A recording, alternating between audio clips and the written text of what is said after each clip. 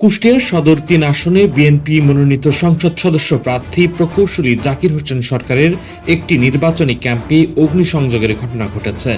শনিবার দিবাগত রাত ১:৩০টার দিকে সদর উপজেলার বটতল ইউনিয়নের টাকিমারা এলাকায় ১ নং ওয়ার্ড বিএনপির নির্বাচনী ক্যাম্পে আগুন দেয় দুর্বৃত্তরা।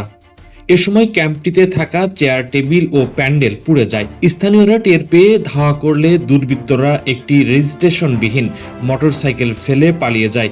মুখ বাঁধা থাকায় তাদের শনাক্ত করতে পারেনি স্থানীয় লোকজন।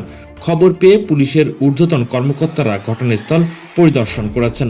তবে এই ঘটনায় এখনো কাউকে আটক করতে পারেনি। রহস্য উদ্ঘাটনে কাজ করছে পুলিশ।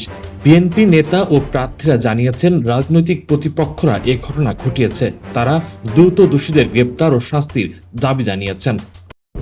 ধন্যবাদ আপনাকে। হ্যাঁ, ওটা আমাদের একটা নির্বাচনী ক্যাম্প।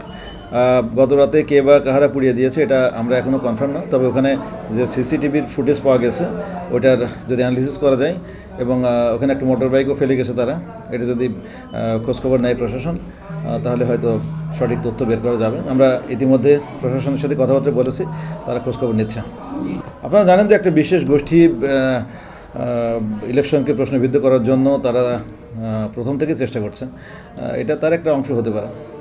আমরা এই ব্যাপারে আইন শৃঙ্খলা বাহিনীর যারা কর্তৃপক্ষ আছে তাদের সাথে কথা বলেছি, নির্বাচন কমিশনকে জানিয়েছি, রিটার্নিং অফিসারের কার্যালয় তাদেরকে অবহিত করেছি। আমাদের নিজস্ব চ্যানেলও আমরা চেষ্টা করছি এটার প্রকৃত সত্য অনুসন্ধান করার। তা যেহেতু আমাদের কেউ চিহ্নিত করতে আমরা পারিনি, ওই জন্য আমরা এভাবে ঠিক বলতে চাচ্ছিও না যে আমাদের অমুক রাজনৈতিক সংগঠন এই কাজটি করেছে।